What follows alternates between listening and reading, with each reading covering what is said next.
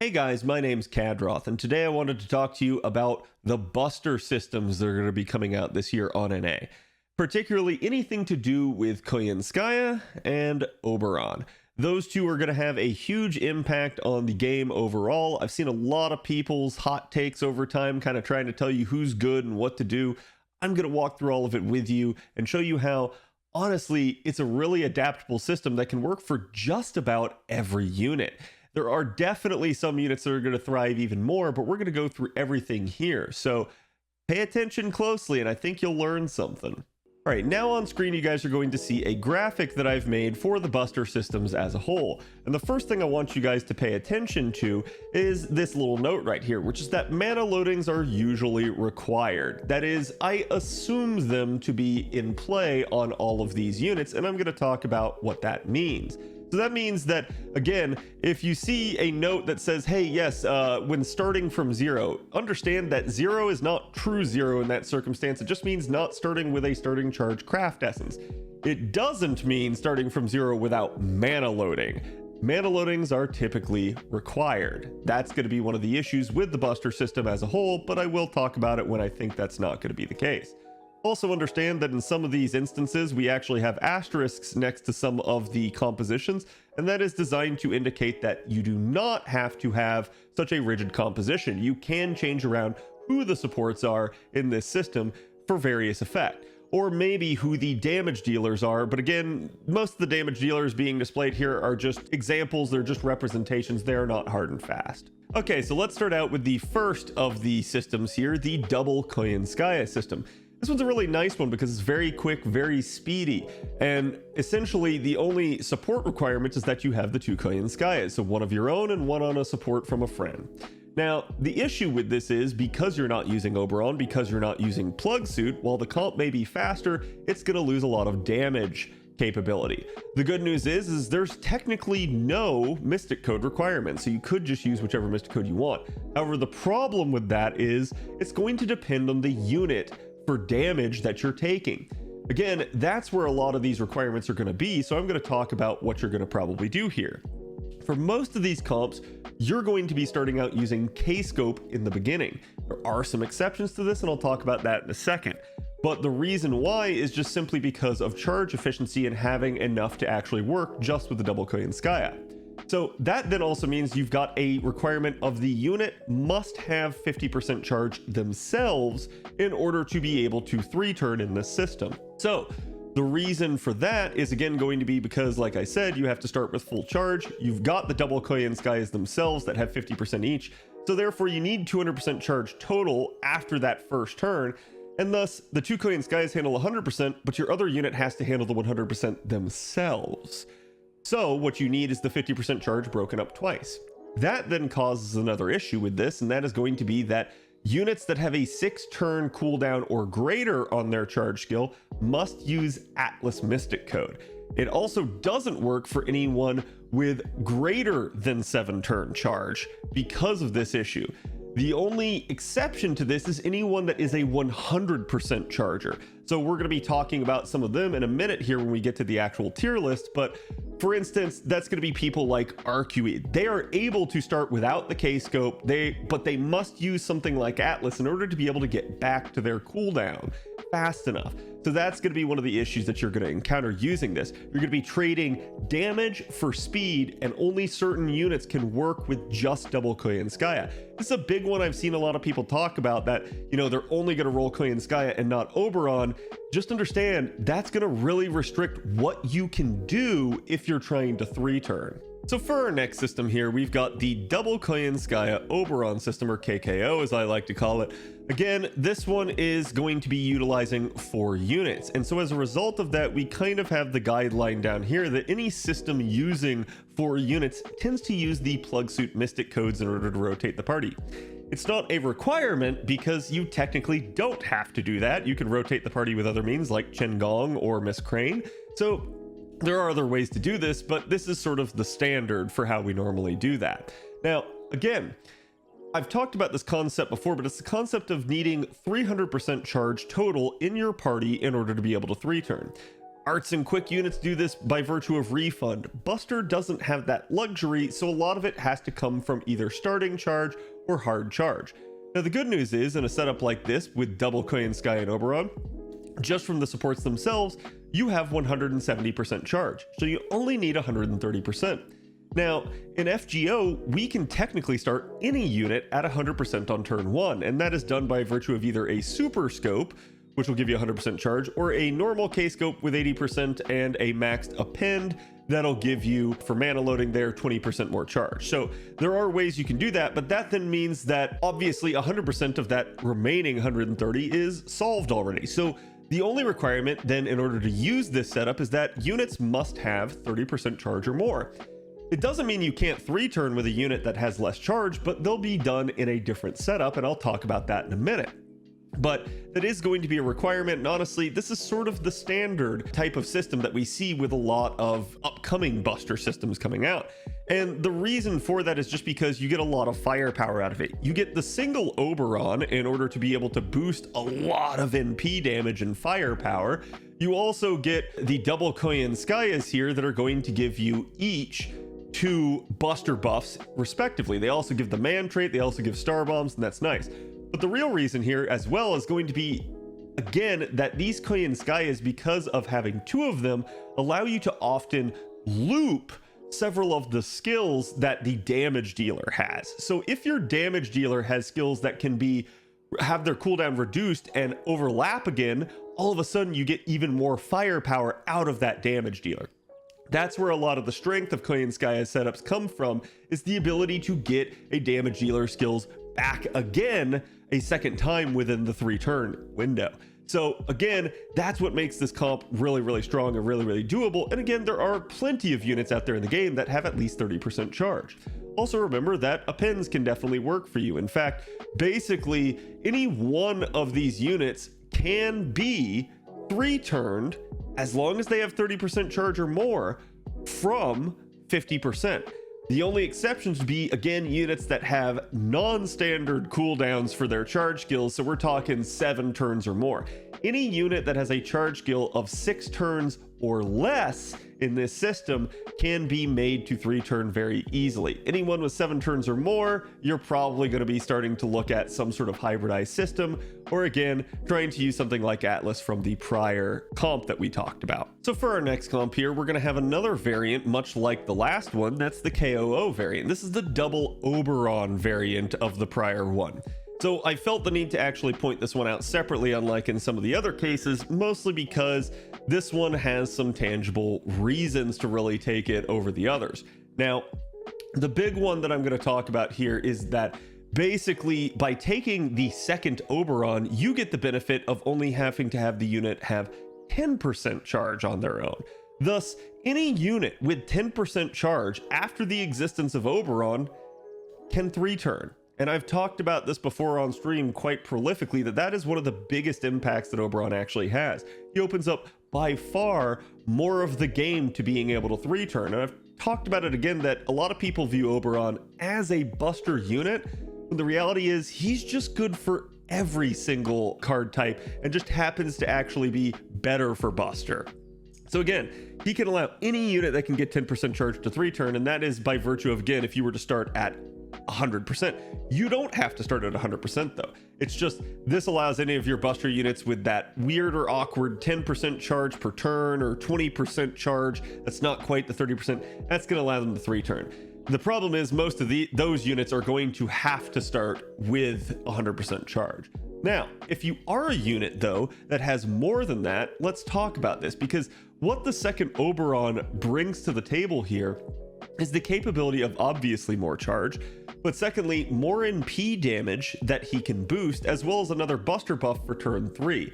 You can't double up his NP boost skill. That is the one downside to taking double Oberon, and that's why basically, because since using that third skill will brick the unit if you try to use it earlier in a 3-turn, the good news here is that it boosts damage a lot still, regardless of whether or not you have the actual NP boost effect of the third skill.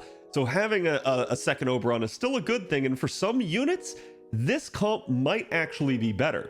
The trade-off is typically this comp, because it's losing out on the second Koyanskaya there, you're losing out on a 3-turn buster buff, and so your damage in waves 1 and 2 will probably just be lower as a result of using this comp. But the payoff is that it could be as good as the KKO comp, or even potentially better in wave 3, just depending on who your damage dealer is for the most part, and whether or not man trade is coming into play, because that's again another forte of Koyanskaya's. So again, this allows even more units to 3-turn, but it may be not as good in the early waves, and it may not be better just depending on the circumstances for wave 3. So it's just another big variant that can allow more options. Okay, so for our next comp here, I'm gonna have to explain this to you guys just so that we're clear. Again, there is an asterisk here, and the reason for that is because there is another variant of this comp. You guys can see on the screen right now that it's double Koyanskaya of Light and Koyanskaya of Darkness. But you can do double Koyanskaya of Darkness and Koyanskaya of Light, and that's arguably better. But again, that does mean that you're going to be waiting until New Year's basically for the Koyanskaya of Dark to come out, so you won't be able to do this one right away. But it is another interesting one that I wanted to cover. I think the issue in a comp like this is because basically you're just taking all supports and you're using them as the damage dealers, unless you have a high NP level friend of yours or one of your own in order to be able to use to kind of carry you through this. Damage in this comp's probably not going to be that good, even if you're starting from 0 and using something like Black Grail. In fact, that's the beauty of this comp though, is that you can start everybody from 0. So while I do have the cranking CE here, a really good 50% charge buster craft essence that you could use, the requirement that we're going to have is that Dark Koyanskaya must not NP first unless she has starting charge. So that's why I included it. Essentially here, you're going to want Koyanskaya of Light to NP first, and there's a reason for that. It's because when Koyanskaya of Light NPs, on the back end of that, she charges the party by 10%. You can abuse this even more by putting the overcharge from Dark Koyanskaya, aka Koyami as I like to call her, onto Koyanskaya of Light, and that's then going to allow her to suddenly have even more. So those 2 ranks of overcharge is going to allow her to charge the party 20% instead of 10%. So you can actually get away from starting completely from 0 in this, with the only requirement being that Dark Koyanskaya isn't the first one to NP. If you want to NP with her first, you can do that, because again, she does have party-wide charge, party-wide buster, but you just need to actually have starting charge on her. Again, we are assuming mana loadings probably are maxed in this setup, but it is a thing. Now, you might be thinking, well, but KHAD, couldn't you use something like Oberon in this? And you would be right, as our next comp up here is going to be the all supports. And again, you guys can see there's the asterisk there because it doesn't have to be as displayed. You could do double Oberon here, you could mix in a Koyami if you wanted, but this one is more just it's not specific to triple Koyanskaya. So again, the only requirement of this one is going to be that it requires at least a 10% charge mystic code for everybody to start from 0, if not double Oberon. So what this means, if you're doing just double Koyanskaya of Light, you've got to have a 10% charge mystic code here. If you're doing the double Oberon variant of this and only a single Koyanskaya, well, then technically everybody can charge from 0 and you don't need an actual mystic code requirement. So the good news is that kind of frees you guys up to use, obviously, something like Black Grail here, and that's why I put that in as the consideration.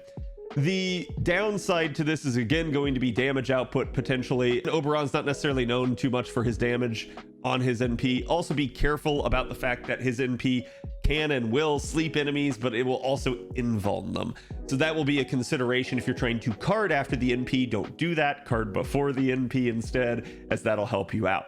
But yes, we are going to be assuming mana loadings in these circumstances, but in some cases you might not need the mana loading maxed, and so that could be working out for you. But this is another really interesting comp because it doesn't require a damage dealer. If you just have Koyanskaya and Oberon, you can take another Koyanskaya and do this. If you just have Oberon and Koyanskaya, you can take another Oberon and do this. So this is a pretty interesting one to say the least, but it is going to require you to actually have enough damage to pull it off.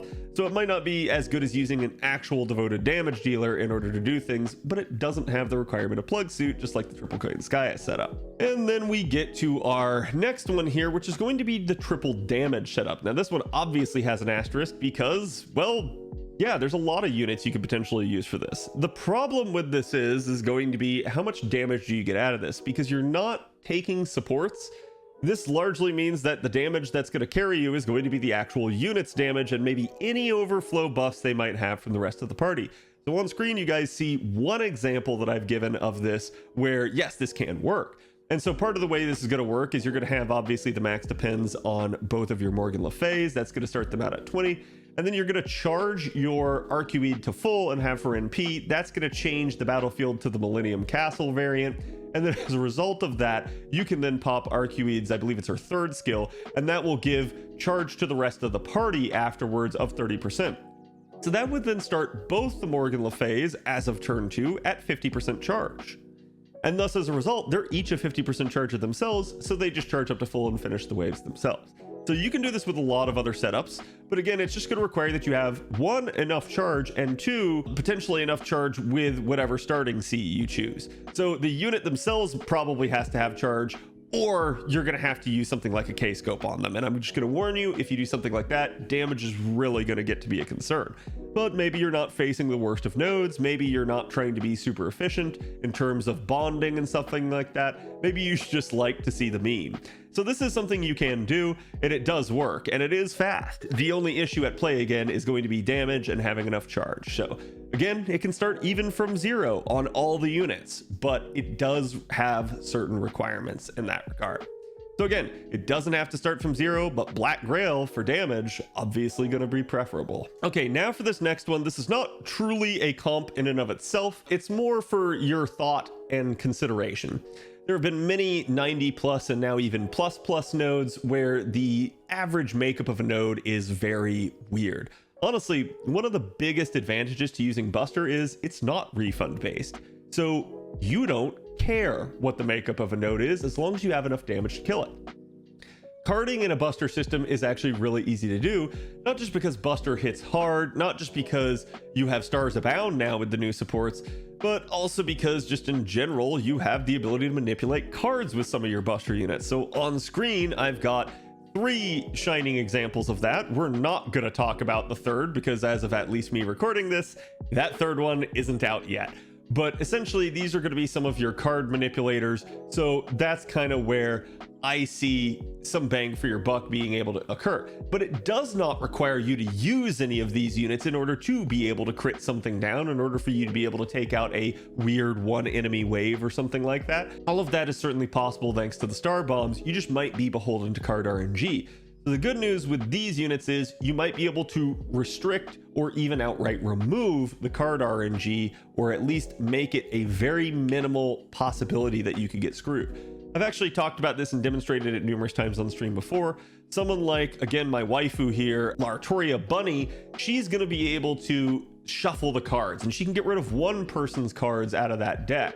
So that then increases the odds that you get beneficial cards that you want, because maybe you get rid of the worst possible option there. And then all of a sudden you have stars and party-wide crit damage, so you have the ability to actually be able to pop off really well. And so I've done this to great effect in certain things like lottos, just being able to card down a weird wave, or maybe even being able to kind of force the crits to happen after my NP if I didn't have a high enough NP level of the unit to clear the way. So that can definitely be a thing.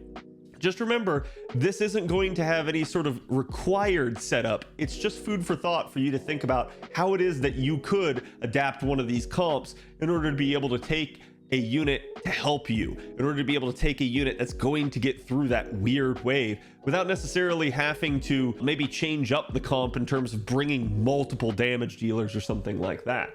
You just might be able to find a solution where you crit down the middle wave by applying the right skills at the right time. So that is definitely something that you can consider there. Now, again, before we get into the tier list here, I think it would behoove me to actually talk about Oberon here with you guys and Koyanskaya, and kind of make you guys understand why it is that these comps are possible and why they're able to really pop off for people. So as you look to Oberon right here, I'm again going to start by focusing on his skills. He can increase the party's MP damage for 3 turns by 30%. That's a really, really valuable tool right there, just because comparing him to some of the other normal supports, he's actually pretty good from just a neutral standpoint, where when we don't care about what card type we're being used to like loop or 3 turn or something like that, something like party NP damage of 30% is really, really nice. And on top of that, it's still going to charge the party's gauge by 20%. So everybody in the party gets 20% just from the one skill. So that right there is really nice in and of itself. Now, looking at the second skill here, you guys can see obviously is going to increase one ally's charge by 50%.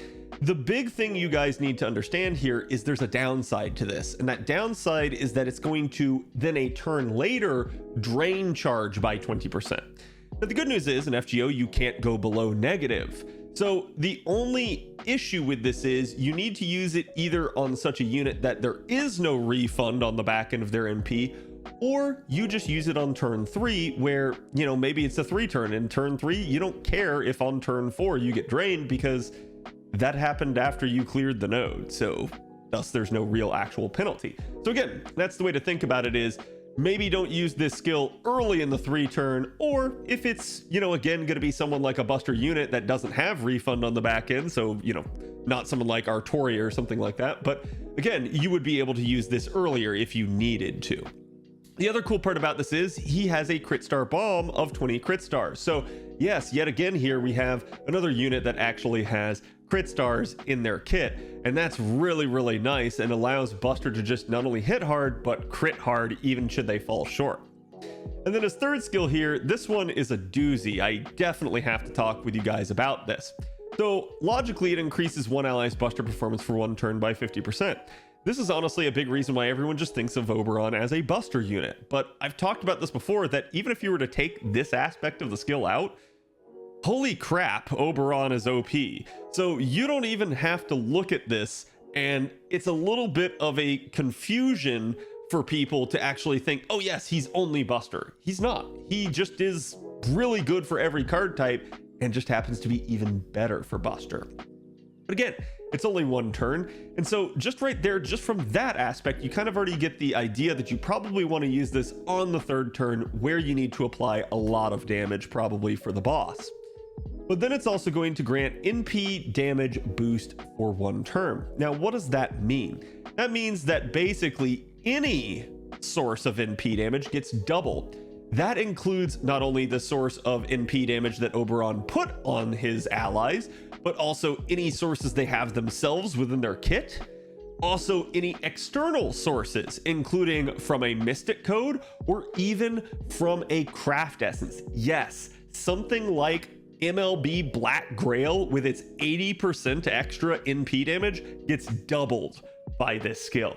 So it is really, really insanely powerful. I remember reviewing this when Oberon first came out, and I was shocked to see that the devs had actually put this in the game, just by virtue of how much power creep it was going to cause.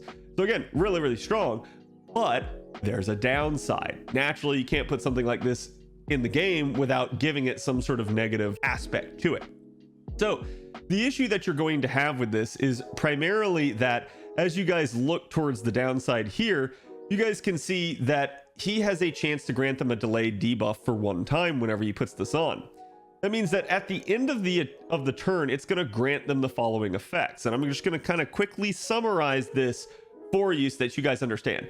It will remove all of their buffs.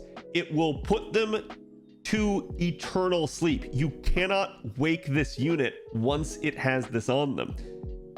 And then essentially you're going to have them get taunted for 3 turns. So this, as we like to call it, bricks the unit. It makes the unit unusable after that turn. So for 1 turn, they get an insane damage boost. Afterward, they go to sleep permanently. They are unusable. So that's the downside. That's what makes them a little bit difficult to use at certain times. Now, I've had plenty of people ask me, well, KHAD, can't you get around this somehow? Well, yes, but no. The issue at play here is there is a way to get around it. It's pretty much just to kill yourself. The only way is going to be if your unit that has this applied dies beforehand. Technically, you can get out of it by that. But otherwise, once this sucker's on you, you are not getting it off. You cannot prevent it by putting any sort of debuff immunity. You cannot prevent it even by buff blocking yourself. There is nothing that you can do to prevent it. And then as a result, you cannot also plug suit them out of the party. You cannot sacrifice them with Qin Gong. So again, for the turn that they have the boost, you could plug suit them or sacrifice them. And again, how would you do that within the turn? How would you plug suit within the turn? How would you sacrifice within the turn? Well, you're looking at, yes, Qin Gong, or again, someone like Miss Crane, but it must happen before the end of the turn where all of this triggers on them, and then thus they become unusable. So that is going to be one of the big issues you're going to have. You cannot prevent it, but you could technically get the damage out of the unit and then get them out of there faster. But there's really no benefit because they're just still going to be sitting on your back line bricked. So again, that's going to be the issue with this. But yes, you can get a lot of damage out of it. And again, this is partially what makes Oberon so strong. Just really quick here, some other considerations for Oberon. Obviously, you need to be a little bit careful using Merlin. Again, there's that buff success issue there with him, using him in tandem. And then similarly, his NP, the big thing you guys are going to need to know about this is, one, that while it removes all their offensive buffs and deals damage, two, it also puts them to sleep for a turn and puts invincibility on them. So if you try to card after Oberon's NP, if you try to NP with another unit after Oberon's NP, I hope they have Invuln Pierce, otherwise you're not dealing any damage. Now next up, let's actually go over Koyanskaya, because again, this is another big unit that all of you guys are going to be looking forward to. Now, I've talked a lot about Koyanskaya and how she can actually be a really good AoE assassin for you if you have no one, but let's kind of focus on this just from the support aspect for right now. So as you guys can see here, her first skill is going to be, again, the ability to charge one ally's MP gauge up to 50%. That right there, obviously useful. If you're a support that can charge someone 50%, you're a really good unit right there just off the bat. But then for starters, you get the ability to reduce their skill cooldowns by 2. Now that's really good because a lot of units have like 6-turn skill cooldowns. And I've explained this to you guys before, but essentially think of everything in a 3-turn mindset and you'll realize, oh crap, yeah, already just as you move between turns 1, 2, and 3, you basically get a cooldown reduction twice. So a 6-turn skill by turn 3 as you're moving into it and getting ready to do something in is already down to 4 turns. Well, if you have double Koyanskaya, that's 2 more turns each off of that. So there goes the 4 turns, and that's how you get back to it. So any unit with a 6-turn cooldown or less can get their skill back with double Koyanskaya setup. Similarly, any unit that has 7 or more can still get it back up to 8 as long as you use Atlas Academy Mystic Code. So that's another sort of interesting thing there. Also, you have another thing, and I kind of have to talk about this, that where if you have a 5-turn skill cooldown, this means that instead of popping the skill on turns 1 and 3, you can pop it on turns 1 and 2 or turns 2 and 3, whichever you want. So that can have various benefits, especially if you need a unit to all of a sudden hit harder, for instance, by turn 2. Maybe you've got that weird middle enemy that's got a lot of health, and so having a 5-turn cooldown, especially on a damage or charge skill, can be really, really nice, just depending on the circumstances you're facing. And then again, obviously anything that's 4-turn or less, you're starting to get into really crazy things where you can actually potentially even double pop it on the same turn. So that is an interesting thing. Just be careful. There are some skills where you'd think, like, again, Ishtar Archer's 3rd skill, it can't be doubled up. So that's going to be one of the issues that people will run into. But feel free to play around with this and experiment and see all sorts of the fun stuff that you can do. The downside to this is that it's going to deal 1,000 damage to the party, but it won't kill anyone. So that's fine. Honestly, you're going to mostly be using Koyanskaya in a like farming type setup a lot of the time anyways. So this isn't the biggest of deals. If you're trying to use her in a challenge comp, you certainly can. Just be aware that yes, this will potentially cost you some health. Her second skill here is, again, going to be a really, really interesting one, and I see a lot of people get confused by this. So everybody seems to know that, yes, she does give a power mod to her friendly ally of man attribute for 3 turns. So again, that's a 50% extra man attribute power mod against enemies for her target. However, the first part here is that she gives a additional 50% power mod against human enemies. Human and man are not the same thing. Human basically is a select group of mostly NPCs that are, again, just going to be kind of fodder enemies in most cases. So really, human is far worse than man. Man tends to apply to far more things. There's a lot of enemies out there that have man because it's one of the actual attribute triangle there between man, sky, and earth. So it is one of the big three. You're going to encounter it a lot. So it's a really, really nice niche for her to have. Versus human, not that big of a deal. You don't encounter it too often, other than against trash enemies where it tends to not matter.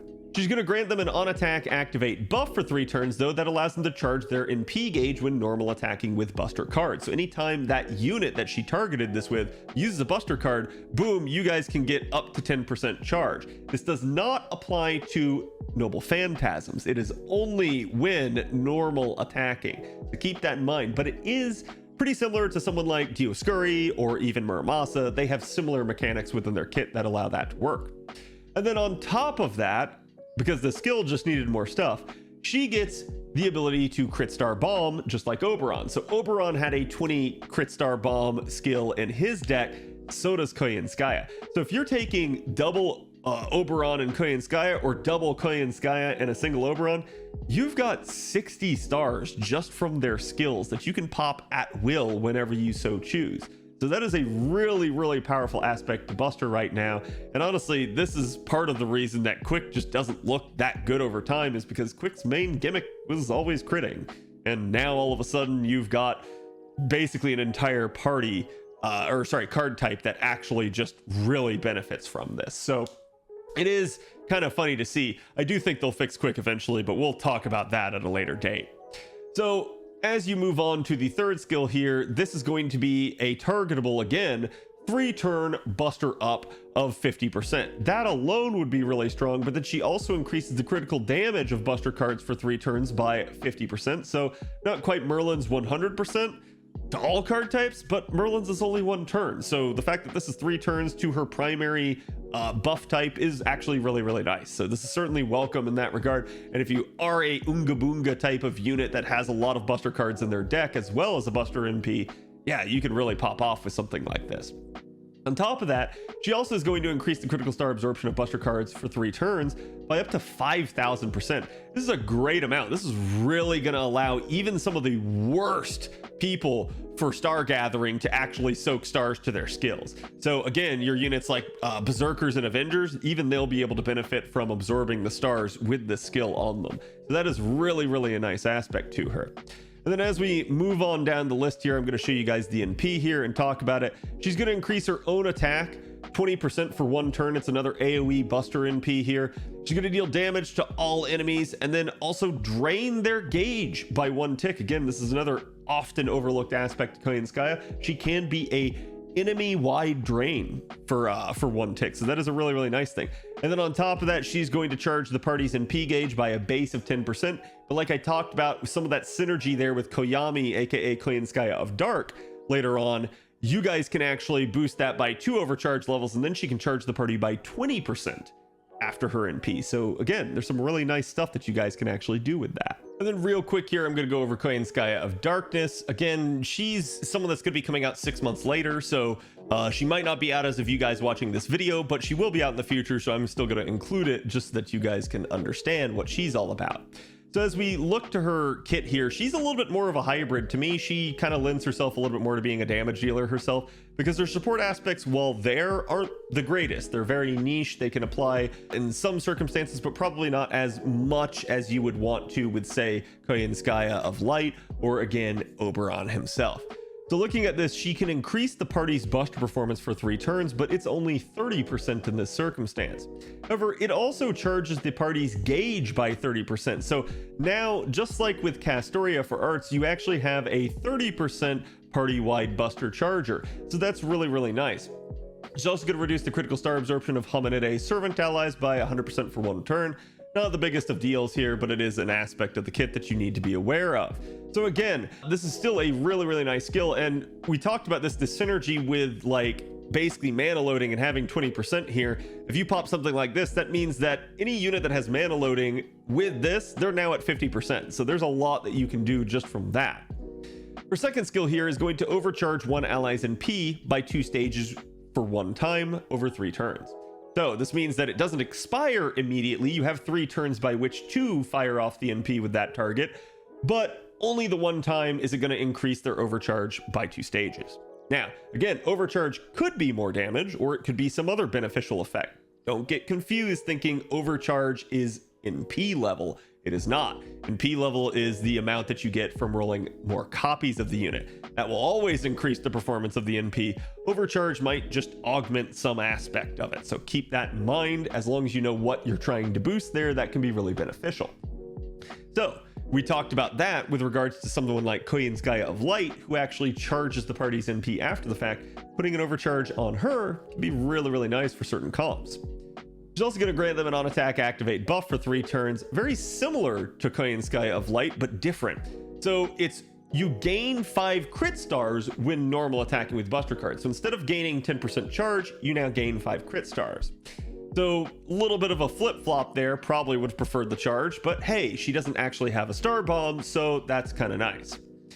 And then she's also going to increase the attack and defense of any target of this skill that has animal characteristics. Now, this one's a little bit of a weird one. You guys can definitely go look at the list of people that this applies to, but it's maybe not everyone you would think it would, because there's a lot of units where you're like, wait, they're actually have animal characteristics and they don't fall under this list. I'm not really sure how they came up with it. I'm just going to say, yeah, it's a thing. So if you're lucky enough to be someone that can be included in that, you can get up to additional 30% extra attack and defense from that skill. All right, so her third skill here is going to grant ignore invincibility for 3 turns, increase her own crit damage for 3 turns, again of up to 50% here, and then grants herself an on-attack activate debuff for 3 turns that will inflict poison, curse, and burn for 3 turns whenever she attacks, but it also increases the amount of damage that each of them do basically by default. So that'll get applied right away. You'll see the damage up debuffs applied right away, but then whenever she attacks, she's going to put poison, curse, and burn on them. So 3 debuffs with 1 attack. And then because of that debuff, it's going to increase the amount of damage that it does by, again, up to 100%. So that can double it. And yes, you can stack these. You can get multiple Koyanskaya of Darks and really start trying to,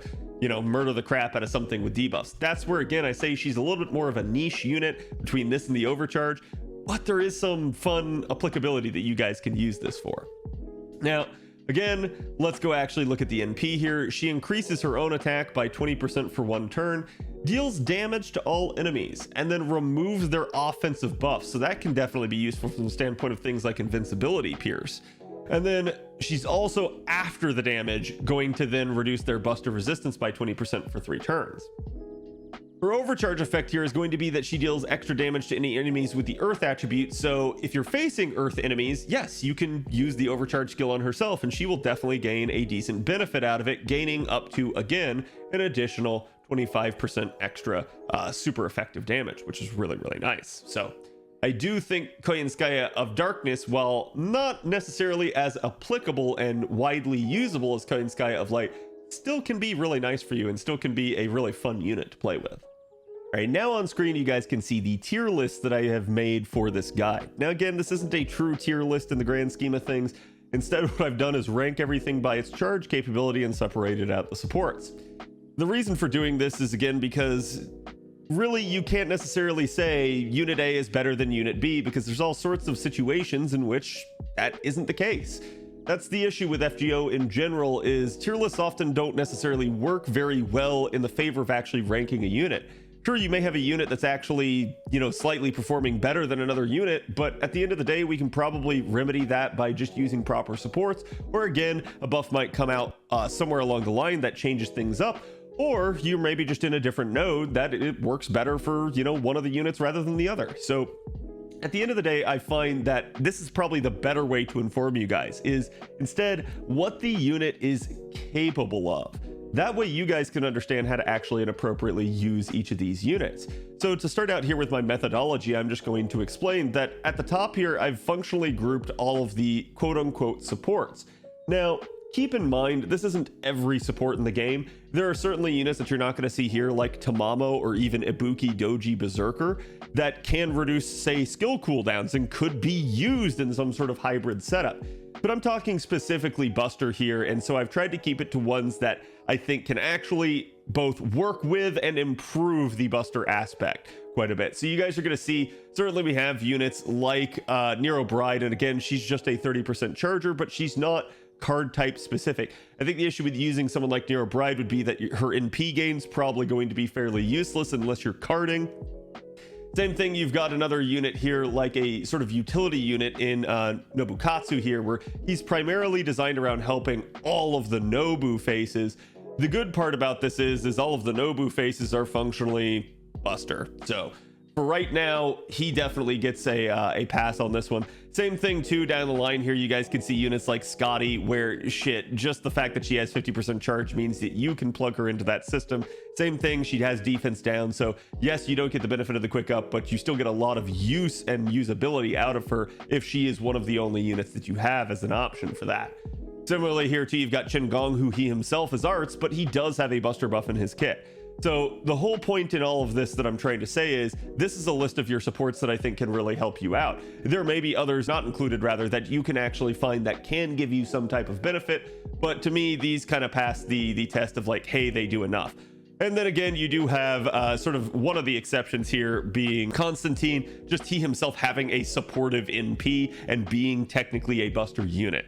So he's another odd one in this regard. But so not all of these supports are going to be equal. And then similarly, you may have some like down the line here, like a Koyanskaya or an Oberon, where they're both a support and a damage dealer. So literally each of these, and I'm going to talk about them in turn, could have themselves been an actual damage dealer in their own right. The reason I put them up here in support as opposed to say Cuckoo down here, who is a relatively new unit, is they predominantly lend themselves to the support role. Cuckoo, on the other hand, predominantly lends herself to the damage dealing role. Now, again, people can dispute this, they can debate with me on this, it's fine. Just understand, it's not a rigid rule set or anything like that. It's just what I use for display purposes. But basically, with Koyanskaya, obviously, she's going to be an AoE assassin. She's going to be someone that has 50% charge. And she's got a whole lot of capability in her kit for one, reducing cooldowns, increasing damage against man trait, making your buster cards generate NP, and then also giving you just flat out buster up and star soaking. So really, really nice kit overall there for actually helping out a buster unit. And so even though you can use her as her own devoted damage dealer, by far the more uses are going to be as a support. I think probably the one that I am the shakiest on is going to be right here with Koyanskaya of Darkness, where she is certainly treading a line between what is a true support and what is a damage dealer. She has 30% party charge, she has buster up for the entire party, and she also has a targetable overcharge gimmick, which can be really, really nice if you put it on the right units, if you use her in the right situation. But similarly, I think a lot of people are going to be using her as a damage dealer herself. But I think one of the cool parts about her, and the reason that I kind of put her up in the support, is she is going to be your party charger type of support for Buster. Buster doesn't really have a lot of options like that, kind of similar to like say Castoria in arts, where all of a sudden you have somebody that actually can give 30% charge to the party. So when she came out, she definitely represented a sort of move away from just, hey, we only have these block 50 charges like I've talked about often with the quick system. So naturally you actually have the ability to like break up charge into better increments and stuff like that as a result. So again, I find that she is definitely probably the weakest person to put in here and could have instead been down in one of the damage categories. That's fine. But again, she is still going to be a sort of capable hybrid unit in that regard. Similarly with Oberon here, you've also got an AoE pretender who can definitely deal damage, but the big reason a lot of people are going to be using him is his damage amplification abilities from his third skill, as well as, again, his ability to actually have 70% charge for one unit. And then even then, 20% for the rest of the party. So especially combined with, say, someone like a Koyanskaya of Darkness who has 30%, right there you've got 50% party charge just between the two of them. There's a lot you can do right there, especially when you start throwing in a pins. That's what we talked about with some of those systems on the prior slide that you guys maybe were unaware of existed. And so again, these things are not hard and fast rules so much as I'm trying to get you to think critically about how you're going to be using these units down the stretch. But again, that is why they're here. And even though you guys see some of the other units, don't worry, there can definitely be other people up here in this support category. Now, let's talk about the rest of this list here. And as you guys can see, I have gone through and basically lumped them into their charge capability and their cooldowns. And the reason I've done this is because you kind of need to pay attention for how this works. Each one of these is going to function differently depending on their situation, and I'm going to talk to you about each and every one of them. All right, so starting off with our first section here, you basically have, it's a unit that can greater than 50% charge, so they can charge more than 50% in their kit. Buster doesn't have a whole lot of these, and technically I could have grouped some other units up in here like Lartoria or Artoria because they have refund after the fact, but I'm just going mostly from a like one-off mechanic here, but you will see there will be some exceptions to this. And the way I've tried to group it is sort of how you're going to want to use them. So in Melisand's case, Melisand's a really interesting unit because not only does she have a 30% charge skill, she also has on her third skill the ability to charge 100%. So as a result of that, she functions very weirdly in some systems. You certainly can get away with a lot of stuff, but she is one of the few Buster units that is able to operate from 0% charge. And as a result of that, she can become a very heavy hitter, even though her numbers sort of belie that point if you just look at it from a statistics standpoint. What's good about Melisand is the fact that you can put a Black Grail on Melisand and start her from there and have her still be able to 3-turn as an AoE unit, as a Buster version of herself, even though she has that art single target version. So as a result, she can hit very hard, and because of the fact that she has a stackable overcharge and the fact that she is so synergistic with someone like Oberon, she can definitely deal a lot of damage. You're going to hear a lot of people talk about her upcoming here on NA, and certainly the capability that she can do. I will warn people, certainly at an NP1, Melisand can still hit hard, but she's maybe not going to be able to do everything that people kind of throw out there and claim that she can do. So keep that in mind when you're rolling for her, that her capability is great and you can certainly use her in a lot of situations. But if you're at low MP levels, be careful with that. Certainly as well, if you're not taking something like Black Grail, damage fall off is going to be pretty significant. So keep in mind, if you're in the middle of an event and you're trying to take event craft essences, the difference in the damage output there. Similarly, we've got someone like Ku here, who is frankly a little bit nutty after his upgrade that I've talked about before. He's going to be someone that can also operate from 0. So that means you can work him with a Black Grail. As a 3-star unit that everybody in the game should have, as long as they've gotten out of Fiyuki, he is a unit that can definitely hit hard for you. The problem is he's story locked, so a lot of you guys are not going to have everything under the sun for him in terms of his NP copies. Some of you may roll on that Morgan Le Fay banner and have a bunch of copies for him. He will have other banners beyond that, but this is something to keep in mind, is that you'll probably, just like with Melisand in some cases, be working with a low MP level. But even then, at a high MP level, Ku can absolutely slap, especially for a 3-star, and then simply the fact that he can operate without Oberon is pretty insane in and of its own right. And a big reason for that is because one of the upgrades that he does get is an 80% delayed charge. Again, that can be combined with his own 30% charge that he has, similar to the way Melisand functions, and you're going to be able to get quite a bit of charge, and you only need double Koyanskaya if you wish to pull that off. So really, really funny in that regard. Also consider, you NA people, you're going to have the ability to get coins for him on that Morgan Le Fay banner. So you will have access to, if you so decide, his mana loading or something like that. Worst case scenario, you might not. You might be using the 20% charge Mystic code to kind of help him out, and that's still fine because, again, if you're starting with something like a Black Grail, he's gonna be able to dish a lot of damage. Be careful though, just like in the Melisand situation, any of these 0% starting units, if you're not using Black Grail on them, damage might tank a little bit. And a big chunk about why that is just how strong Black Grail is as a craft essence. It is our best damage dealing craft essence in the game. Now from there, we also have Sanzang, and Sanzang's another interesting one because she's an 80% charger herself.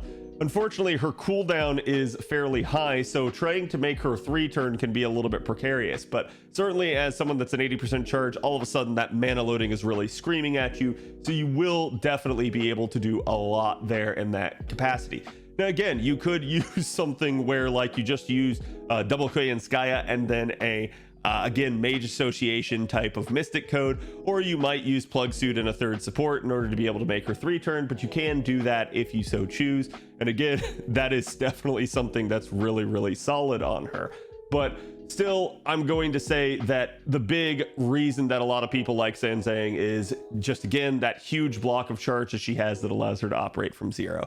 That is the sort of commonality that you guys are going to see from a lot of these units. Similarly, here with Cersei, we've got another type of situation where she's just going to be very similar to Sanzang, able to operate from 0 in a lot of cases and able to deal a lot of damage as a result of being able to have access to a better craft essence. So Cersei's going to be your 4-star equivalent to say Sanzang. You're definitely going to have the capability then of potentially getting more copies of her a little bit easier, but it really depends on what you're doing, because again, we have stuff like the SSR ticket where you may just be able to take an SSR of your choosing, and Sanzang's definitely a decent one. So up to you to determine that. But yes, again, Cersei's going to be another unit here that can really punch hard for you, despite the fact that she tends to have lower damage dealing numbers. But again, that's what the access to Black Grail can do. We've got another interesting one here with a Vikabron. He's going to be someone that, again, he can start from 0 potentially. He's got 79.5% charge. Now, again, that will round up for any of you that are unfamiliar. At least for that first 100%, it always rounds up. So again, you can combine him with, like, say, a maxed out mana loading or a 20% charge she, or just anyone else that can give 20% to him, and that'll work.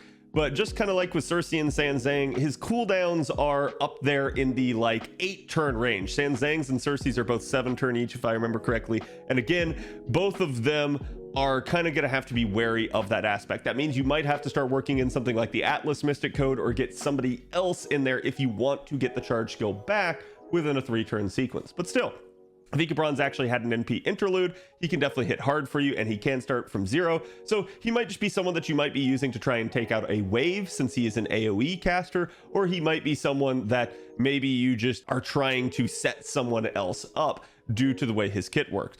So again, I do find him to be a solid option, but yes, that high cooldown is obviously going to be one of the biggest concerns if you're trying to use him for multiple turns. And then honestly, we've got another really, really interesting one here with Jekyll and Hyde. I think Jekyll and Hyde, they've given him now a huge charge skill, an 80% charge skill.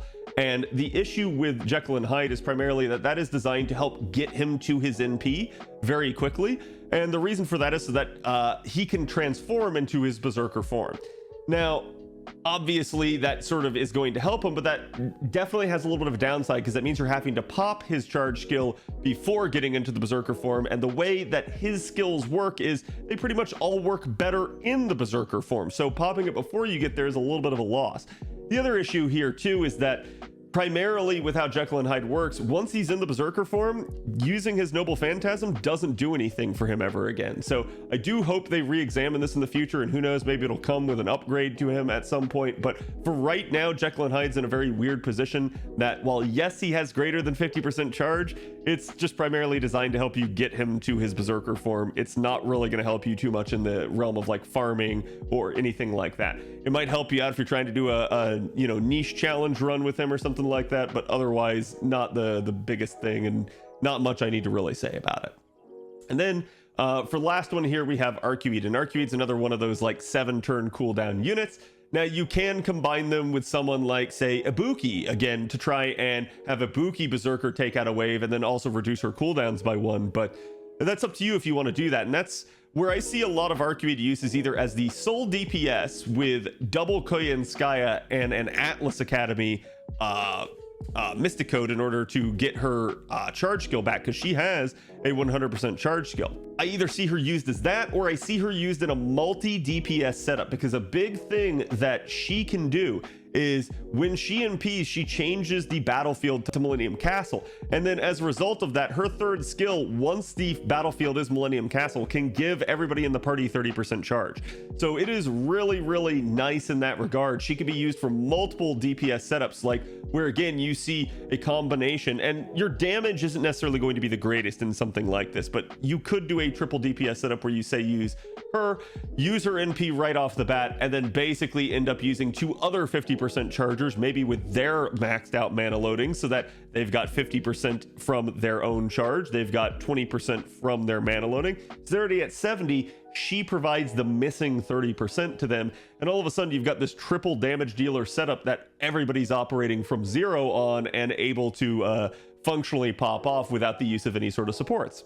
Again, just be careful with that, because obviously that's not going to work on the beefiest of nodes. You're not going to have the damage outright that you necessarily need to, but it is a really fast, really fun type of comp to do if you so choose. So again, I've seen her used like that a lot, or I've seen her used primarily as a unit that's going to help the refund, the charge a little bit there, and then again, as her own devoted damage dealer. Any of that works. Certainly you can also mix an Oberon in there for more damage if you so choose. Just keep in mind, you maybe are not necessarily going to have all of the charge if you can't get back to her 100% charge skill again. All right, so then that's going to be it for the greater than 50% chargers. And next up here, we get to the 50% chargers, the people that have 50% in their kit on a 6-turn cooldown. Ironically enough, there are no 50% chargers out there in the game that have only a 5-turn cooldown. That is a really weird thing, but it is what it is. And certainly it's interesting, but it doesn't really change much in the grand scheme of things. So again, remember, with a 6-turn cooldown in the Koyanskaya system, this means that we're able to pop the skill both on turn 1, and then again with a double Koyanskaya, you're able to pop it again on turn 3. And the reason for this, just so that you guys understand, is as you move through a 3-turn scenario, for instance, you are going to get a cooldown, a turn of cooldown at the end of turn 1 and at the end of turn 2. So you've got 2 natural cooldown turns that you gain.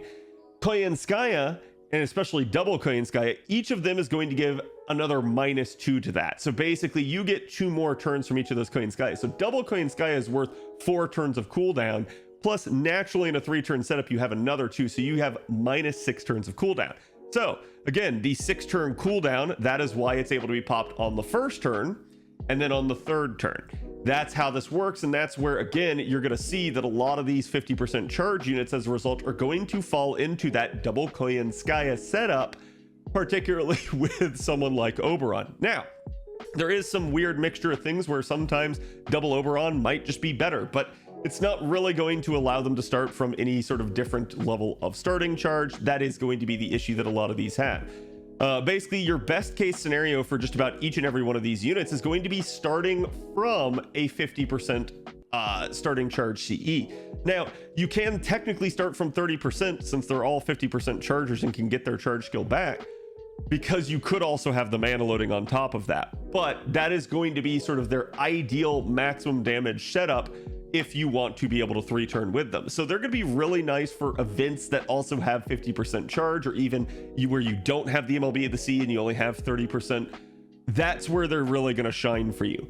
Now, again, because they don't rely on any sort of refund, this is also meaning that they don't really care about node structure as long as they have the damage to kill. As long as they can move through each wave cleanly, you're good. You don't actually care what your refund would be like because you're only facing 2 or 1 unit. But maybe in some cases you don't have the damage, and that's where you might want to consider a multi-DPS setup, or again, maybe just trying a different unit. But still, each one of these is going to be a solid damage dealer in their own right. Not all of them are going to be AoE, as you can see again here, someone like Ilya here, who is going to have a 50% charge skill. There also are going to be some exceptions to the rule, like say with Space Ishtar, where sometimes we can actually start her from 0 if we want to maybe make do with a turn of her using her Arts NP or something like that. But again, there's some really weird, wonky setups that I'm not going to try to talk with you about that, because while they do work, they're probably not going to be ideal for damage, and it's probably just someone trying to stretch the limits of what something's capable of. Now, again, there is one exception to that, and that is the recent addition of Kukulkan. And Kuku is another weird unit. I talked about her before and said that she might have been included up here in the support capacity, because she is someone that has a targetable 50% charge skill. And while she herself, as the devoted damage dealer, cannot operate from 0, if you use her in a hybrid setup, like say with a Rash as the lead, you can actually still start her from 0. So there are some interesting ways to make it work where you have one unit take out a wave and then another unit take out 2 waves that will allow you to start from a more minimal starting charge standpoint. And the reason to look at it from this perspective, and the way I always do it in my head, is I start thinking about things in terms of each of your 3 turns here needing 100% charge. So basically, as long as you have that, you're good. So if you, for instance, say were to use a rash to take out a first wave, that's 100% more charge of the 300 in total that you would need to 3-turn that you don't have to actually have. And so as a result, that means Cuckoo only needs to be able to find 200%. Well, if you're dealing with, say, just double Koyanskaya, that's 100% right there. Cuckoo herself has a 50% charge skill, so any other 50% charging unit would be able to make this work. Granted, that's also assuming that you have something like, say, I don't know, a Rash's mana loading maxed out. If you don't, then you're probably going to want to use Oberon as that third support so that he can fill in the missing 20%. But still, there is some really interesting capability for Cuckoo because of the fact that her charge skill can be targeted. So she can still use that on turn 1 on someone else and still get it back for herself, which makes her a really, really powerful candidate for hybrid type of systems. But again, each one of these units, and I'm not going to go through each one with you, but each one of them should be able to start out with that particular double Koyanskaya and Oberon setup, which is going to get them a lot of damage, a lot of firepower, and access to some of the strongest and best craft essences in the game, short of something like Black Grail.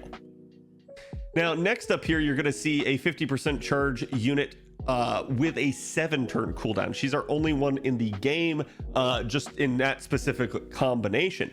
The issue that you're going to have with trying to 3-turn with BB is with a 7-turn cooldown, this naturally means that we've got to work in some sort of other cooldown reduction, because at 7 turns, remember, we only have -6 from double Koyanskaya. We can't get back to this. So what you're going to need is either another unit to take out a wave, like say an Ibuki Berserker who can reduce the cooldowns, or you're going to need another source of cooldown reduction from, say, your Mystic Code. So again, using something like Atlas Academy can do that. Just keep in mind the trade-off when you use something like Atlas is going to be that you don't get the damage benefit of using a damage dealing Mystic Code. Doubly so if you're trying to use someone like Oberon, this probably means you're no longer able to use Plug Suit, so you may have to adjust accordingly. Getting rid of Oberon means losing out on a lot of boosted damage, but similarly, if you were to try and get rid of Koyanskaya, you're losing out on the ability to ever get back to your skill. So that could be a little bit of an issue there. Certainly with units that have lower cooldowns, yes, you could actually get away with that, but with a unit that has over 6 turns of cooldown, it becomes a little bit more of a problem. Similarly here, we have another exception to the rest of these where we have Enkidu, who can now charge 50% as of Enkidu's upgrade. The problem with Enkidu is just that you've got a 10-turn cooldown on that. You're not in a 3-turn cadence ever getting back to this. There's basically no way that you actually can stack enough. Again, 8 turns would be the most really that you could squeeze out of a cooldown setup, maybe 9 if you use someone like Ibuki, but 10 is just high enough that they know you can't get back to it within 3 turns without some real shenanigans. So again, I don't think that's how anyone's going to use Enkidu in that regard, but still, this is definitely going to make Enkidu a candidate for someone like with double Oberon instead, where you're still going to get a lot of firepower on turn 3 out of such a setup. So the issue with why you don't necessarily want to use double Oberon, again, just to clarify, is that the boost portion of Oberon's 3rd skill cannot be applied twice. It's a unique buff. It can only be applied once. So you only get 1 boost, but you can still get the buster up from that 3rd skill, so that can definitely help you out. And certainly Oberon's just really strong in general for having the 30% of NP damage over 3 turns and having 70% charge in his kit. So looking at nothing else other than those aspects, a double Oberon setup can still deal a lot of damage, at least on turn 3, not necessarily on turns 1 and 2, which is going to be the weakness of such a setup. But Enkidu's another really, really strong damage dealer, especially thanks to Enkidu's upgrades to the NP, that I don't think that's going to be too much of a problem. So again, you are going to be able to start out Enkidu from a certain standpoint. Basically, remember the rule there where Enkidu has 50%. Basically, if you were to do something like double Koyanskaya, you've got another 50 and another 50 there. And then if you use Oberon, you've even got 50 off of that. So depending on the order of operations here, you might be able to start out from, say, a 60% CE that way with just a double Koyanskaya setup, or you might be able to get away with even a 50% CE if you were to do double Oberon. That would require a little bit of work there. You wouldn't have Koyanskaya's Buster buff until turn 3. So that would become an issue, because remember, you can't use Oberon's third skill before turn 3 or you're going to brick that unit. And you really don't want to do that, because that's just going to make actually completing the node a real pain in the butt for you. But so again, you will be able to actually operate from a 50% starting charge C if you use double Oberon. So maybe the trade-off there is a little bit better, where you could actually have a better craft essence on the lead in. All right, then we get to another really weird one where we have Bunny, and Bunny's got 40% charge on a 6-turn cooldown, which is really nice, but Bunny also charges 20% on the back of her MP. So she's functionally a 50% charging unit, as you guys can see up in here, kind of grouped up with some of the rest of them. Actually, sorry, that's a little bit off the screen. So there, just like that, where basically all of these are 50% charging units. Heck, even down to this can be. So we'll talk about them next, but basically the way Bunny works is Bunny is going to be able to start just like a 50% charger, and that has to do with the fact that she has the 40% on the front turn, and she can start out with a mana loading unlocked. So again, that'll allow her to do that. Where she is going to struggle, she maybe not going to be able to start from 30%, not without some real, manipulation of the party, but certainly really, really nice. And one of the things I really like about Bunny is the fact that she has that card manipulation skill in her second skill. So where I've actually used Bunny is because her card manipulation skill has a 5-turn cooldown. This means that in a Koyanskaya setup, a 5-turn cooldown can be gotten back to on turn. You can pop it on turn 1 and you can get back to it again on turn 2. So this means you can sort of front load any buffs, especially if they're 3-turn buffs, and have a greater deal more firepower for a really annoying turn 2 with a high health enemy. So it really, really helps out, especially in Bunny's case, because what that skill is a 50% party-wide crit damage buff. So yes, she also has the ability to remove one of her allies' cards from the sequence, including herself. So you can actually set this up in some ways to have a really crit-oriented setup that is honestly not that RNG, and a unit may come down the line that isn't featured here because they're not released as of yet, that may also have the ability to manipulate cards in such a way. So it's a really, really powerful setup if you're dealing with oddly structured nodes and you don't want to have to NP that turn. Suddenly you can crit it down, but it's not nearly as RNG as just shuffling the cards again, because you're able to get rid of maybe like the bad option whose cards you don't want to have show up. And then similarly, even if you get someone else's cards and not the one unit that you wanted to get it, they've probably by turn 2 at least got 100% extra crit damage just from that Bunny buff. So really, really strong in terms of carding capability, and she's one of the best units that I rely on when I need to crit something, when I don't want to have to NP. So this often means that we can have a weird structured setup where, yeah, maybe she does start from 0 or something like that, just depending on what we're trying to do. Similarly, keep in mind that one of the big issues with Bunny is because of the way her charge skill works, it is a delayed buff. You are not going to have the ability to have a damage boost for turn 3 the way things currently stand. So you can pop it on turns 1 and 3, but because it's got a delayed attack buff attached to it, that means you get the attack buff here in turn 2, and then when you pop it again on turn 3, that means you would get the attack buff on turn 4. So if you're in a 3-turn cadence here, you don't care about the 4th turn. So that is one of the issues with Bunny. It's why a little bit her numbers are stronger than most people think, but can also be weaker than they ideally should be. And so it becomes a little bit of a weird setup in that regard. Let's talk about, again, sort of Artoria. And actually, I probably should have mentioned this with Lartoria as well, because she is another exception to this rule. But in Artoria, Mordred, and Lartoria's case, they each have that 20% charge on the back of their NP. What's really good about these two units here is that, especially in Artoria's case, the cooldown for that charge skill that they already have in their kit, the 30%, is 5 turns. This means that you can pop it, 1, again, back to back, and 2, it also means that you can operate from a really sort of low starting point. You might be able to get rid of one of the Koyanskayas if you so chose. Obviously, you might have to complement with something like, say, Atlas or something like that if you wanted, but again, it does allow for some really interesting setups. Also, interestingly enough, Artoria with an overcharge craft essence or some other way of getting overcharged down the line can actually start from 0% starting charge. It's a really weird, wonky setup, but it does work. And that's because what Artoria's overcharge does is it increases the amount of refund that she gets on the back end with that. Mordred's in a little bit of a weirder situation because her charge cooldown is 6 turns instead of the 5, so not necessarily going to be able to pull everything the same way off, but certainly still another really powerful unit. So these are our pseudo 50% charge units. The problem is they don't get 50% charge in one block, like say comparing Artoria against Ibuki Saber. Ibuki gets 50% on the front end, so it doesn't really have too much of a difference, other than Ibuki can start with a 30% CE, where Artoria's got to start with an actual 50% because of that. Again, unless you're going to try to actually use an overcharge craft essence, in which case then she oddly enough can operate.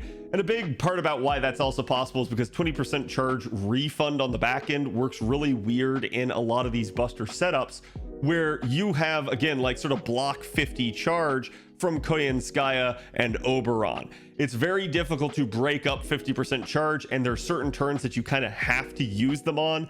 So that often can cause like a 20% refund on the back of an NP to be wasted otherwise. But still, this definitely makes Artoria a really strong candidate. Artoria, though, other than her charisma, does not have 3-turn buffs. So you're looking at a scenario where Artoria can have high damage because of her low cooldown. She again has 5-turn cooldowns on her steroids, basically. So she can basically pop her mana burst, her dragon core, on turns 2 and 3, so that she can get high damage in the second wave and in the third wave where she probably needs it. Again, maybe it's a weirdly structured node. Maybe you actually needed it on turn 1 and turn 3, or maybe turn 1 and turn 2. Regardless, she has that adaptability because she can control where she pops that skill due to it being a 5-turn cooldown instead. Similarly, Lartoria, like we were just talking about there, also has this capability of also, like Artoria, starting from 0% charge, but it does, as of right now, require an overcharge craft essence. Again, that is a little bit one of the issues with it. Certainly, maybe down the line, she gets some sort of NP interlude that makes that actually just normally possible. That would actually be really cool. That would actually help free her up in terms of damage capability and allow her to start with like something, I don't know, like a Black Grail or something, which would definitely improve damage output. But we'll see. That's neither here nor there as of right this moment. But again, basically every unit up through here can be considered, for all intents and purposes, a 50% charger in these systems. Now, we have another weird exception to the rule here, and that's going to be Liz Ryder. So Cinder Ellie, as we like to call her, comes out with the Halloween event. She's only got a 4-turn cooldown on her stuff. So again, keep in mind that over the course of a 3-turn setup, that means that she could pop the skill on turn 1 and just immediately with 1 Koyanskaya have it back again for turn 2. So really fast there, because the way you're working, again, remember the cadence there is you're getting -1 in between each of these turns. So right there off the bat, if she were to pop at turn 1, she is getting -1 just going from the next turn. So it's already a 3-turn. She can get that stuff back real fast. Actually, the weird issue with it is because it's 4 turns and not 3, you can't necessarily pop it every turn without, you know, mucking with things. But still, this does mean that she is basically can be a functionally like weird sort of setup 50% charger type of unit.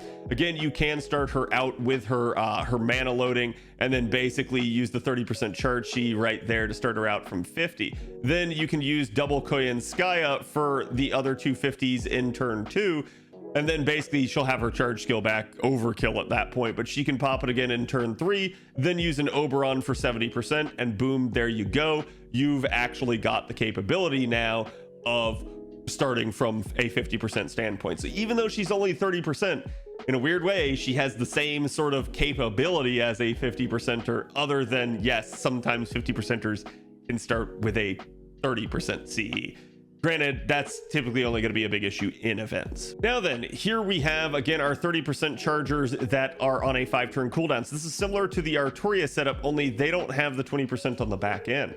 So another really nice sequence here, because this is going to allow them to sort of have that lower cooldown and be able to get away with more. And just so that you guys can see this again, how I basically do my math for this is like, let's take Altera here, for instance. You can pop her 30% charge kill on turn 1. She can have her mana loading here for an additional 20. And we'll just call that turn 1 for right now. Now, you can have double Koyanskaya charges of 50%. That's going to be 100%. That's going to handle wave 2 basically for you. And then you can have her 30% back then by that point on turn 3, and then have an Oberon for 70% there. That's going to handle turn 3 for you. So what's missing here is the 50% on the outset, and that's what you're basically solving for, is what is the starting point by which you can start them. It's a really interesting way to think about it, and that's where sometimes you can play around with charge structure. You can move units around, but you remember, don't break the cadence. Don't make it so that like, oh yeah, you know, I'm going to use double Oberon and be able to get away with even more, but oh wait, I'm not considering that I might not be able to have access to all the skills because I'm rotating a unit out early or something like that. So that is a concern, but certainly, obviously having a lesser cooldown on these skills can be even better. It's certainly better than not having it, and especially if you have something like a damage dealing skill tied to it, sometimes you might be able to get away with getting even more out of this. It's up to you. Basically, each of these units should be able to 3-turn starting from 50%. That is the nice benefit of that. It just really depends on what you're going after. Some of these units might be better with double Oberon. Some of these units might be better with double Koyanskaya. But a lot of that is going to come down to, do you value your damage in turns 1 and 2 as well as turn 3? And also, does the unit have a lot of steroid type skills that they can double up on in the Koyanskaya setup? If they don't, then logically, double Oberon might be better. If you don't care about the first 2 waves of damage really at all, then double Oberon might be better, because again, it really just comes down to like, is it man traded, that sort of stuff, whether or not the double Koyanskaya setup will actually be better than a double Oberon setup. Now next up here, we're getting to the 30% chargers that have a 6-turn cooldown. This is still not a problem. We can still do this, but this does mean that they're probably tethered at the hip a little bit to double Koyanskaya. Certainly you could replace one of the Koyanskayas and pull in Atlas, but that might not be the best of scenarios. You would probably need a hybrid setup where somebody else is handling one of the 3 waves. But still, that is something that you can do. And yes, obviously we have units in here like a Rash that may or may not be living if you're trying to 3-turn with them, but who knows, maybe you can come up with a wonky way to keep him alive. So really some interesting stuff that you can pull off here. But yes, because of the 6-turn cooldown, while we still can start from a 50% CE, you're pretty much going to find that you're going to be locked into a double Koyanskaya setup, because you're just not necessarily going to have the charge that you need. So now we get to our 30% chargers that have a 7-turn cooldown. Each one of these is kind of uniquely screwed by that cooldown. So again, unless you're using another hybrid setup, unless you're working Ibuki in there, or again, some other unit that can give a cooldown reduction, you're basically looking at the best case scenario in order to be able to 3-turn with the unit as starting from 60%. And the reason for that is because you're going to be looking at using a double Oberon setup. There's really no other way you can do it. In fact, in Abby's case, she's got 30% charge on the front end and 10% charge per turn. The problem that she runs into is there's no real way to leverage that 10% charge per turn to your advantage. So it becomes a weird sort of setup where if you were to try and pop the 30% charge kill on turn 1, you can do that, but you're not necessarily going to have the charge to deal with it on subsequent turns. So you may be looking at carding solutions in a challenge environment. That can definitely work for you, but otherwise I'm going to say basically how you need to run them is a double Oberon setup. And so how that'll work is instead you put their 30% charge skill on turn 3. And so you're actually going to use all 70% of the final Oberon's charge there on turn 3 to actually get them up to 100%. So we're working backwards here. On turn 2, you're going to have the other Oberon in the party, so you're going to use his 50%. You're going to then also use a Koyanskaya, and she'll be rotated out to bring the other Oberon in on turn 3. But so that way you've got the 50% there, so turn 2 is all handled. And then on turn 1, what you have left is you didn't use the 30% charge skill in the first place because you didn't have the cooldown to get back to it. So you have nothing right here except 20% from Oberon and a potential 20% maxed mana loading. So that can allow you to start with a 60% CE. It's not ideal, but it does work. So again, that can allow you to still 3-turn from a decent starting point and get a decent chunk of damage out. Again, just watch out in a setup like that. You're not necessarily going to have the best of damage in the early turns, so that can be an issue. You could technically use an Atlas Academy Mystic code to solve the 7-turn issue. The problem is you wouldn't have enough party charge to get a unit to actually 3-turn under their own power. So again, if all you're concerned about with 3-turning, double Oberon is going to have to be your answer for this. But certainly you can do some sort of hybrid setup where you're using multiple damage dealers to handle and get you through waves. That is a thing that you can do. Now we get to the 20% charge units, and they're actually going to function the exact same way. It's kind of why I sort of grouped them together in terms of a similar color here. They're both going to all be able to start from 60% charge. This is pretty infamous with both Salter and Gray, but I think a lot of people don't realize that yes, this actually can be done with Yume Ren. So again, it's another one where like you're going to start out by popping their 20% charge skill on turn 1. Now, these don't have 7-turn cooldown, so you're okay in that regard. You're going to pop it on turn 1. You can also start out with a mana loading there. So that's basically going to be, again, your sort of 60% starting point. Now, because they refund 10% on the back end, you can't leverage that on turn 2, but you can on turn 3. So here's the way this one's going to work. You're going to start them out at 60%. We're still using double Koyanskaya. So you still get all of that in order to get their charge skill back, and you handle wave 2 with just the Koyanskaya charges. But then because we also each time, so there's technically another 10% here, but basically coming into turn 3, you've got another 10% there off the back end of their NP. So really, really interesting in that regard, because what that's going to allow you to do is have 10% on turn 3. You've gotten the 20% charge skill back, so now you're at 30%. Here comes your Oberon with the additional 70%. You're now able to 3-turn. So what's nice about each of these units is they can still 3-turn with a double Koyanskaya setup, even though the higher up units that have 30% charge can't really do that. It's a really weird sort of setup, but a lot of that is just cooldown efficiency. That's the way it works. That's also why someone like Gray could hit really hard for the assassins after her NP interlude that she gets. So really, really strong in that regard. Now we get to the 20% and 10% charge units, and these two are exclusively limited to double Oberon.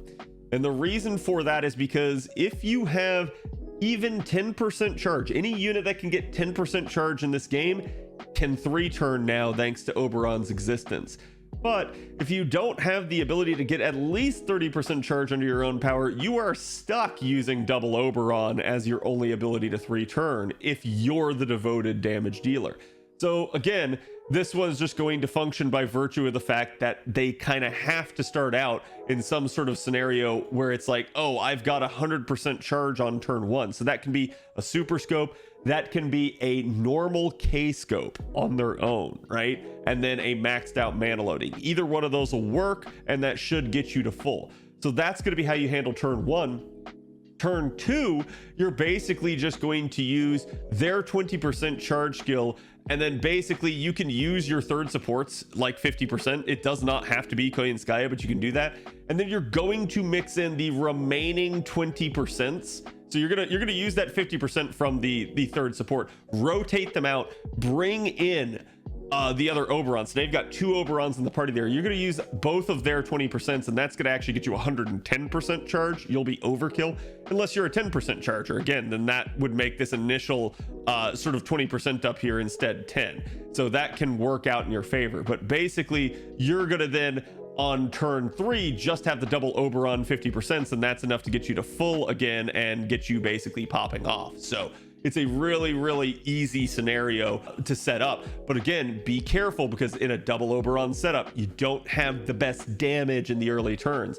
Also keep in mind that as a result of not having access to double Koyanskaya, we're not doubling up any of the skills. There is only one exception to this that I can think of, and that's probably going to be Ozzy, who himself has low cooldowns and has, after his NP interlude, the ability to cooldown reduce his own skills with his NP. So really, really nice in that regard. But yes, everybody else here pretty much going to be stuck in that, hey, you're either hybrid setuping with me or you're double Oberoning again. So really, really cool, really, really interesting.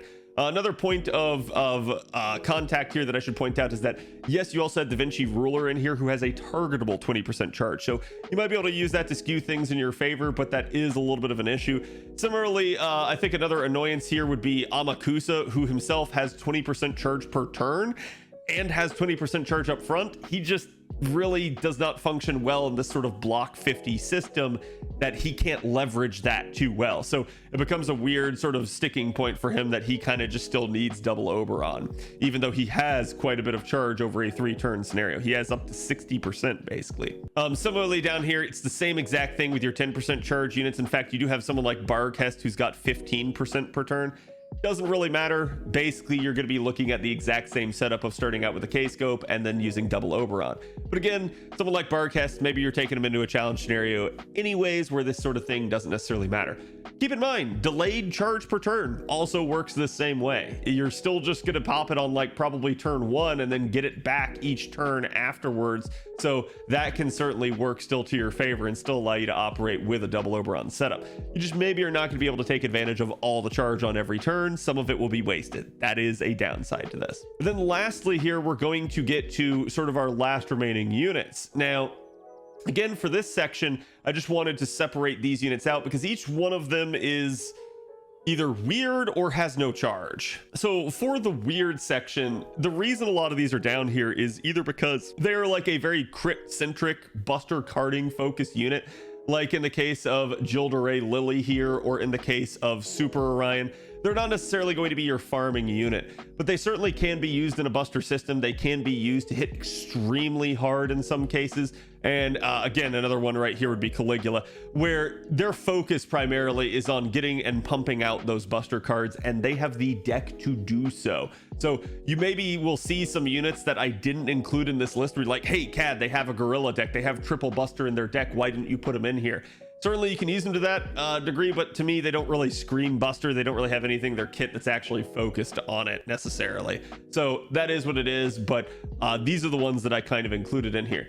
Now we've got two other exceptions to this rule, and number one here is going to be Emiya, and number two here is going to be King Protea. Now in Emiya's case, the weird issue that he has is, while he is a buster unit, he doesn't actually have charge in his kit. What he does have is the ability to change his Noble Phantasm type to arts. And you might be thinking, well, then why is he included in the buster video? Because technically he can 3-turn as a buster unit in a weird way. So the ideal setup is actually to start him out with something like Black Grail. But what you do is you use Castoria and double Koyanskaya to allow him to pop off. The downside here for this setup is, while you can get him to charge to full the first 2 turns, you are using his projection skill both of those turns. That means you don't have his 50% steroid for turn 3. The good news is, if you're going the double Koyanskaya route, that means that turn he will have a buster NP on 3rd turn there, and then as a result he'll gain the benefit of all the buster buffs, so he'll still, despite not having projection, have plenty of steroids to go off of. The issue is this just doesn't really work at low MP levels of Emiya, not within reasonably held nodes, but certainly at a higher NP level or at a lesser node, yeah, you can absolutely get away with stuff like this. So he is a weird unit. He can 3-turn from 0.